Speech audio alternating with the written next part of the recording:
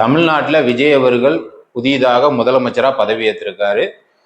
மே 10 அவர் பதவியேற்ற உடனே 3 திட்டத்துக்கு கையெழுத்திட்டார். நம்ம இன்னைக்கு என்ன பார்க்க போறோம்னா அந்த 3 திட்டத்தோட உண்மைத்தன்மையை பத்தி தான் பார்க்க போறோம். ஏன்னா நிறைய சோசியல் மீடியால உண்மை பொய் எது உண்மை எதுன்னே தெரியல.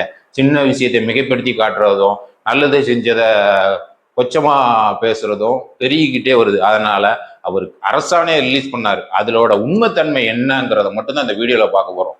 மே 10 முதல்ல அவர் கையெழுத்திட்டது 200 யூனிட் ஃப்ரீ. 200 யூனிட் யாருக்கு ஃப்ரீ?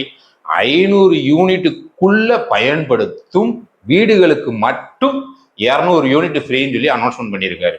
அது போக 500 யூனிட்டுக்கு மேல பயன்படுத்துற வீடுகளுக்கும் 100 யூனிட் ஃப்ரீ. ஏன்னா 100 யூனிட்டுங்கிறது பழைய ஸ்கீம்ல உள்ளது. அதன் அடிப்படையில் அந்த 100 யூனிட் 500 யூனிட்டுக்கு மேல பயன்படுத்துற குடும்பங்களுக்கு கிடைக்கும்.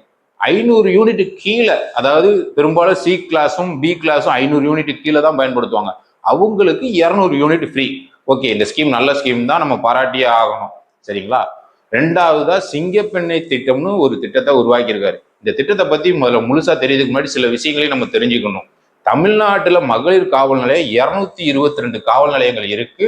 இந்த காவல் நிலையங்கள்ல ஆல்ரெடி குழந்தைகளுக்கான பாதுகாப்பு, பெண்கள் பாலியல் பிரச்சனைக்கான விஷயங்கள், அது போக வரதட்சணை, இந்த மாதிரி நிறைய ஸ்கீம்ஸ்கள் உள்ள இருக்குது. பள்ளி கல்லூரிகள் கோயில்கள் உள்ள ஏரியாக்கள்ல 24 ஹவர்ஸும் மகளிர் போலீஸே ரவுண்டு பணியில ஈடுபடணும். அது போக எப்பயுமே 24 ஹவர்ஸும் மகளிர் போலீஸ் ரவுண்ட்ஸ்ல இருக்கணும்னு சொல்லியே அந்த ஸ்கீம், நிறைய ஸ்கீம்லாம் மகளிர் காவல் நிலையத்துல இருக்கு. அப்ப சிங்கப்பெண்ணை திட்டம் என்ன, அவர் ஏன் கையெழுத்திட்டார், அதை பத்தி நான் சொல்றேன், தெரிஞ்சுக்கோங்க. சிங்கப்பெண்ணை திட்டம் ஒரு அதிரடி படம் மாதிரி உருவாக்குறாங்க. அதுல என்ன செய்ய போறாங்க அப்படின்னா, தனியா ஒரு டிபார்ட்மெண்ட் மாதிரி உருவாக்காம அதுக்குன்னு ஒரு அதிரடி படையை உருவாக்கி காவல் நிலைய ஐஜி தலைமையில, காவல் ஆணையர் ஐஜி தலைமையில இந்த டீமை உருவாக்கி முதலமைச்சர் பார்வைக்கு கீழே இதை கொண்டு வர போறாங்க. இதனால அவங்க என்ன பலன் கிடைக்கும்னு எதிர்பார்க்காங்கன்னா, பெண்களுக்கு எதிரான குற்றங்களுக்கு உடனே தீர்வுகள் கிடைக்கும். உடனே தீர்வுகள் கிடைக்கும் போது என்ன ஆகும்? குற்றங்கள் குறைய வாய்ப்பு இருக்கு. அதனால இந்த சிங்கப்பெண்ணை அதிரடி பட திட்டத்தை அவங்க உருவாக்கியிருக்காங்க. மூணாவதா போதை தடுப்பு திட்டத்தை உருவாக்கியிருக்காங்க. இன்னொரு விஷயத்த நல்லா ஞாபகம் வச்சுக்கோங்க. ஆல்ரெடி தமிழ்நாட்டுல மது சாராய ஒழிப்புன்னு சொல்லி ஒரு டிபார்ட்மெண்ட் இருக்குது. நிறைய பேருக்கு அது தெரியாது. நிறைய ஊர்ல இருக்குது. ஆனா அந்த டிபார்ட்மெண்ட் அந்த ஊர் காவல் நிலையத்துக்கு கீழே தான் இயங்கும். அது தனியா தான் இருக்கும் அந்த டிபார்ட்மெண்டோட ஆபீஸு. அங்க உள்ள போலீஸ் எல்லாருமே எப்பயுமே மப்டியில தான் இருப்பாங்க. ஆனா அவங்க என்ன பிடிச்சாலும் கேஸ்னாலும் லோக்கல் காவல் நிலையத்தோட லிங்க்ல வந்துடும். அப்படித்தான் இப்போ வரைக்கும் இயங்கிக்கிட்டு இருக்கு. இப்ப விஜய் அவர்கள் என்ன சொல்லியிருக்காருன்னா, மது ஒழிப்பு திட்டம்னு ஒண்ணு கொண்டு வந்திருக்காரு. அதுல என்ன புதுசா சொல்லப்படுது அப்படின்னா, 65 புதுசா காவல் நிலையங்களே உருவாக்க போறாங்களாம். உருவாக்கி காவல் ஆணையர் ஐஜி தலைமையில அந்த காவல் நிலையங்களை கொண்டு போய், ஏன்னா பழசு அந்தந்த ஊர் காவல் நிலையத்துக்கு கட்டுப்பாட்டுல தான் இருக்கு. இது ஐஜி தலைமைக்கு போயிடும். காவல் நிலைய ஆணையர் ஐஜி தலைமைக்கு போய் முதலமைச்சர் கண்காணிப்புல வருதான். இதனால போதை சம்பந்தமான சில விஷயங்கள், கஞ்சா, மது, அது போக இருக்கிற எக்ஸட்ரா எல்லாத்தையுமே ஒழிக்கிறதுக்கு இது ஒரு முன்னுதாரணமான ஒரு படிக்கட்டா இருக்கும்னு அவங்க நம்புறாங்க. ஏன்னா 65 புது போலீஸ் ஸ்டேஷன், ஒரு மாவட்டத்துக்கு ஒரு காவல் நிலையம், அது போக மாநகராட்சி சென்னை மாதிரி ஊருக்கு எக்ஸ்ட்ரா காவல் நிலையங்கள், போதை ஒழிப்பு காவல் நிலையங்களை அவங்க உருவாக்க போறாங்க. சரி, இந்த 3 ஸ்கீமும் மே 10 அவர் கையெழுத்திட்டாரு முதலமைச்சர் ஆன உடனே.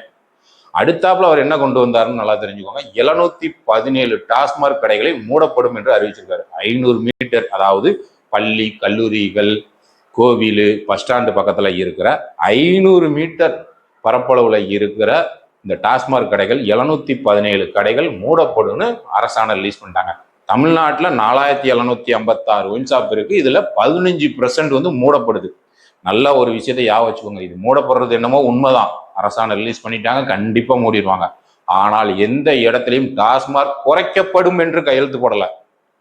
இந்த லிமிட்டுக்குள்ள இருக்கிறத, கோவில் பள்ளிக்கூடம் பஸ் ஸ்டாண்டு லிமிட்டுக்குள்ள இருக்கிறத மட்டும்தான் குறைப்போன்னு சொல்லியிருக்காங்க. ஏன் இதை சொல்றேன்னா, திமுக அரசும் போன ஆட்சியில இந்த லிமிட்டுக்குள்ள இருக்கிற 500 டாஸ்மாக் கடைகளை மூடினாங்க.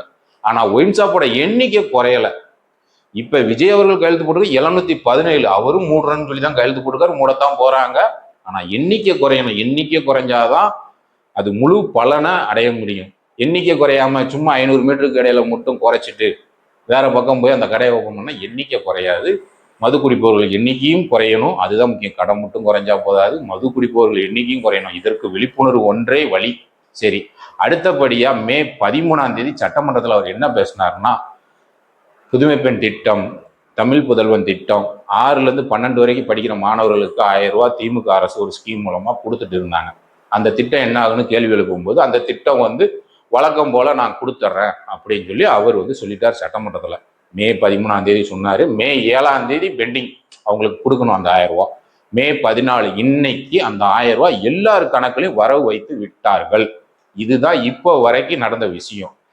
சோசியல் மீடியால உண்மை பொய்யின் சின்ன விஷயத்த பெருசா மிகைப்படுத்துறதும், பெரிய விஷயத்த இது பண்றதுமா நிறைய வந்துகிட்டே இருக்கு. எதையும் நம்பாதீங்க. அரசாணை என்ன சொல்லுது, அதுல உள்ள கருத்து என்ன சொல்லப்பட்டிருக்கு, ஒவ்வொரு வரியும் படிச்சு பாருங்க. ஏன்னா அதுதான் உண்மை. இந்த அரசு அந்த அரசுலாம் நமக்கு தேவையில்லை, நமக்கு தேவை நல்ல அரசு. யார் நல்லது செஞ்சாலும் வரவேற்போம். ஓகேங்களா? இந்த செய்தி உங்களுக்கு பிடிச்சிருந்தா நம்ம சேனலை லைக் பண்ணுங்க, ஷேர் பண்ணுங்க, ஃபாலோ பண்ணுங்க. நன்றி, வணக்கம்.